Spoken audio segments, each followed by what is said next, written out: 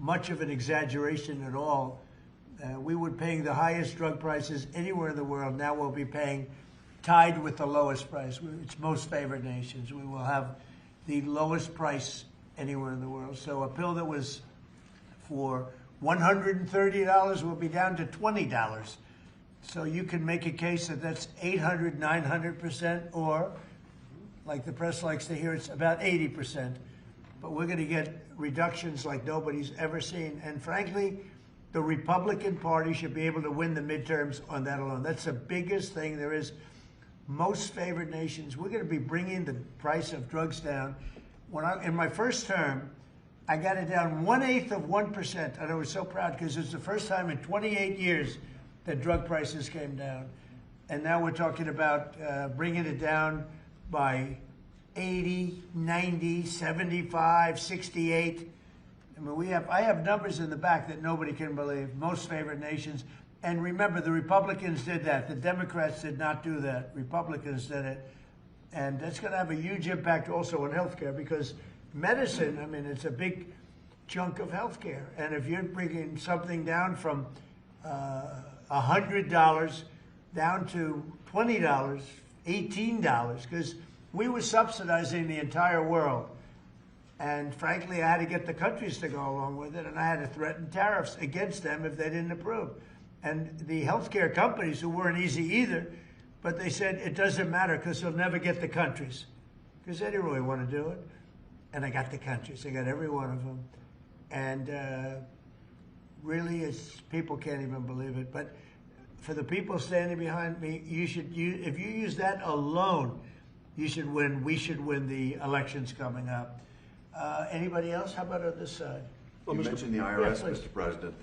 Their behavior has been atrocious. If you think about leaking your tax returns, the tax returns of others, and never any accountability. I must have questioned Janet Yellen 4 times, 5 times under oath about this, and never an answer. We stripped $10 billion from the IRS in this bill that you just signed. And today, I launched an investigation with my staff on all of these contractors that are associated with the ones that allowed your information to be put out. These contractors that hire activists to come in and do their work. These corporations here in America that bring activists in to do their work, that's going to come to an end. They did leak my tax returns. It was terrible. The good news is I paid a hell of a lot of tax. I paid tens of millions of dollars. I said, where are my accountants? I want to talk to my accountant. But they did. They leaked my tax returns. They didn't do it in a nice way. They tried to get something out of it. No, they're bad people. Accountability is coming, though. You think about the phone companies that leaked our telephone records, several of us here. Right. Verizon leaked my telephone records. You think about what's happened across the country. This is going to come to an end. And we should have voter ID, by the way. We should have a lot of the things that I think everybody wants to see. Who would not want voter ID? Only somebody that wants to cheat. Think of it. We don't have voter ID. And the Democrats don't want it. And the reason they don't want it is because they want to cheat. Because there's no reason in the world, and I love that debate, Lindsay. I love saying, well, why don't you want voter ID? And you watch them say, I don't know, I just make them vote.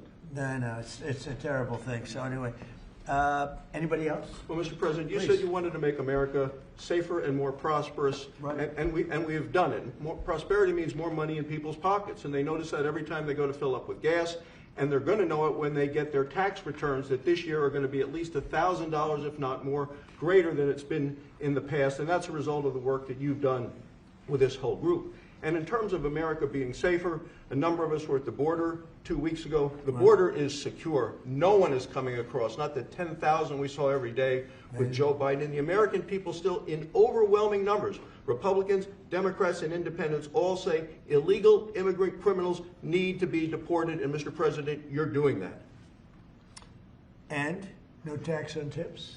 No tax on overtime, no tax on Social Security, No tax on more money in people's pockets. Think of it. And that was all the great big beautiful bill, as I call it, the great big beautiful bill. To me, that's what it is. And people are starting to realize it now. They're starting to see it. They're see it in their a tax deduction on if you buy a car, if it's made in America, only if it's made in America. The rest we don't care about so much. But you buy a car, you get an interest deduction. You borrow money, you get an interest tax deduction. And that is you take interest, you deduct it against your tax. So, to me, that's unbelievable for the people, unbelievable for our car companies, which is jobs. Anybody else have anything? Mr. President, the biggest part of this bill is our national security. Right. And thank you. The men and women who serve this country are grateful to you.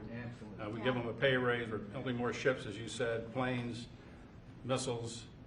We need to defend this country, and you're doing a great job in leading us in the right direction. Thank you very much. Katie, go ahead. You were going to say something? Yeah, no, Mr. President, this is just unprecedented leadership. The fact that you got everyone to come together and actually get these bills across the finish line, you heard it from the Speaker that hasn't happened in a long time.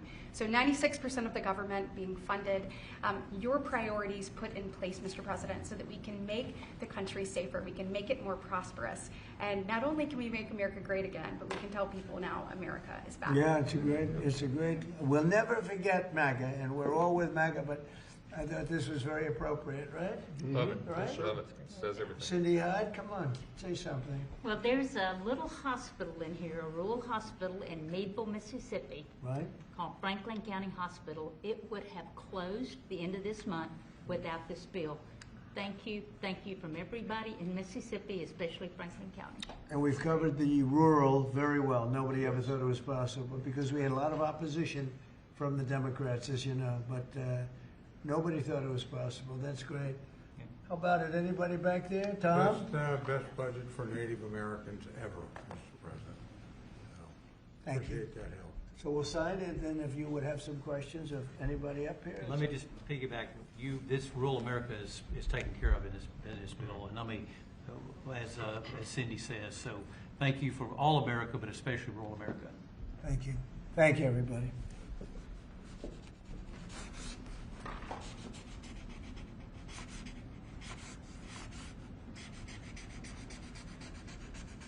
So I probably won't hold this up.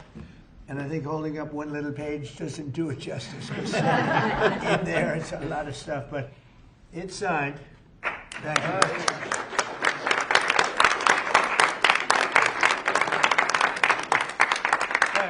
Thank you. On Iran, are the negotiations still happening this week? Yeah. Where will they be?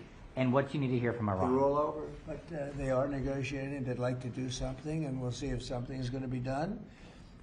They had a chance to do something a while ago, and it didn't work out, and we did Midnight Hammer.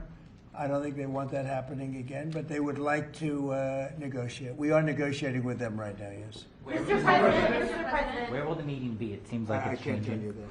Mr. President. There's more than one meeting. Yeah, please. Mr. President, how was your meeting with Gustavo Petro earlier today, and did you come to any agreement on counter-narcotic efforts? Yeah, we did. We worked on it, and we got along very well. He and I weren't exactly the best of friends, but I wasn't insulted because I never met him. I didn't know him at all. And we got along very well, and we're working on that. We're working on some other things too, including sanctions. And yeah, we had a very good meeting. So you reached an agreement? I thought he was terrific. You know, he was very good. We got along great. Mr. President, can you give us any update on how the talks are going for potential changes to the Department of Homeland Security? Have you agreed to any specifics? None. Well, we have a secure border. In fact, we have 9 months now where nobody has come into our country illegally. Now, I don't know if I can believe that because, you know, you go from 25 million people to nobody, but the Democrats do that. You know, they're leaning left, the people that do that report. And for 9 months, they have said nobody has come into it. It is a strong, great border. We do have people coming into our country, but they're all coming in legally. You take a look at that and look at what was going on a year and a half ago on our border, where criminals were coming in, drug dealers were coming in, people from mental institutions were coming in. The worst, you know, they say the worst, I don't even know if I like the term, but the worst of the worst was coming into our country. And now we have virtually our country it's beautiful to see. Even if you go down, you know, some of you, I think, were down there a couple of weeks ago, and you couldn't believe it, right? Because you were there 2 years ago. 10,000 a day. And 10,000 a day, and now you didn't even see anybody. Nobody comes up with saving lives because nobody comes up. They have to come through the jungles, and they're dying of all sorts of problems, including murder. And we have nobody coming in, and we're getting people out. That we have 11,888 murderers who came into our country, We're getting them out. We're getting them out fast. And the only place where there's a little bit of a problem, and I will tell you this, Minnesota, their crime because of us, because we've taken out thousands of criminals, their crime is down. Not because of anybody else, it's because of us. Their crime is down. But all over the country, wherever we're involved, we're getting criminals out of our country, and the crime rate now is the lowest it's been since 1900. That's 125 years. And that's despite the fact with an open border stupid policy, 25 million people, in my opinion, came into our country. And many of those people should not have been allowed to come into our country. On Ukraine, Mr. President, yesterday you were talking about how Vladimir Putin had agreed to a pause during the cold weather. Overnight, those attacks have started up again. Apparently the worst. It was Sunday to Sunday, and it opened up, and he hit him hard last night. No, he agreed. He kept his word on that. It's a lot. 1 week is, we'll take anything because it's really, really cold over there. But it was on Sunday, and he went from Sunday to Sunday. Are you disappointed he didn't go further or go Yeah, longer? I would like I want him to end the war. I spoke to him. I want him to end the war. Mr. President, what exactly did you mean when you said that you should nationalize elections, and which 15 states are you talking about? I want to see elections be honest. And if a state can't run an election, I think the people behind me should do something about it.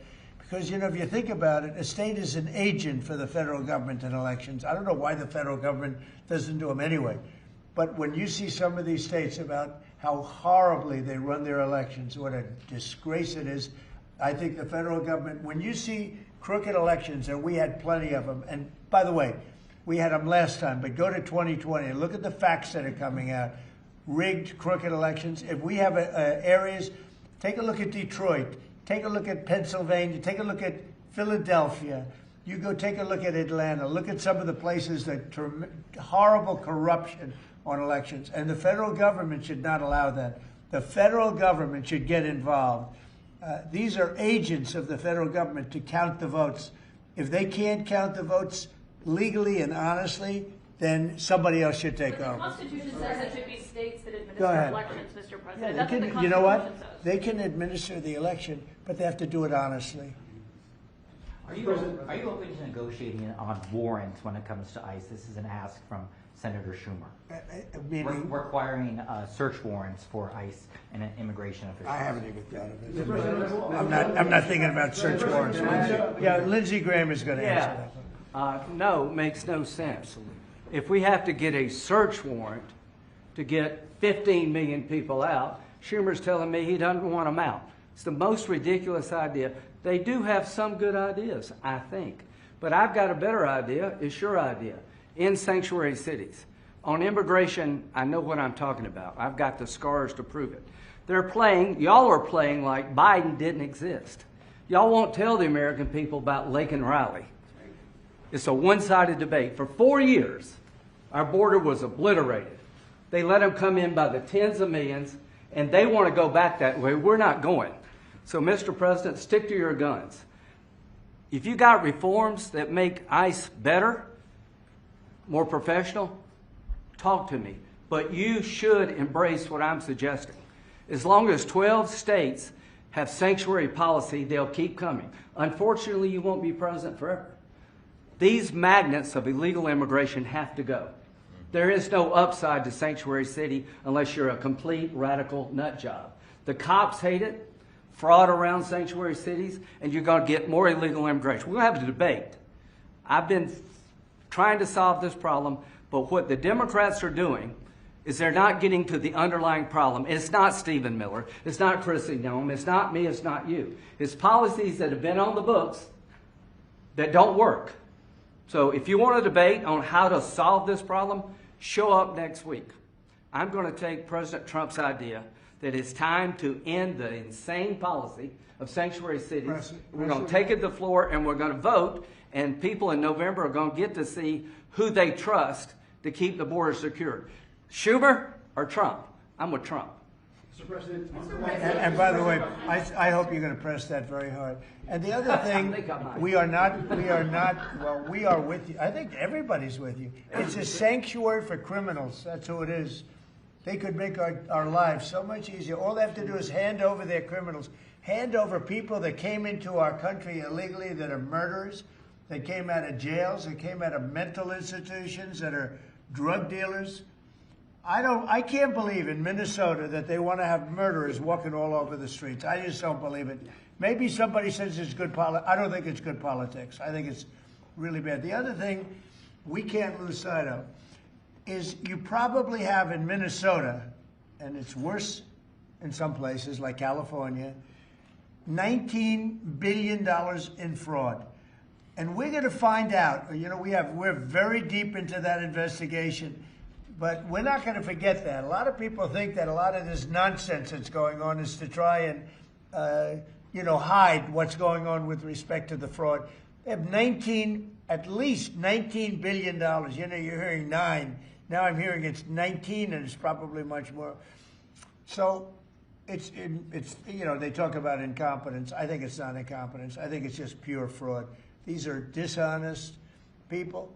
They're bad people. I think they hate our country, and we're going to get to the bottom of it. But don't let this hide the fact that you have tremendous fraud. And, if we find the fraud in this country, you'll have a balanced budget without even cutting anything.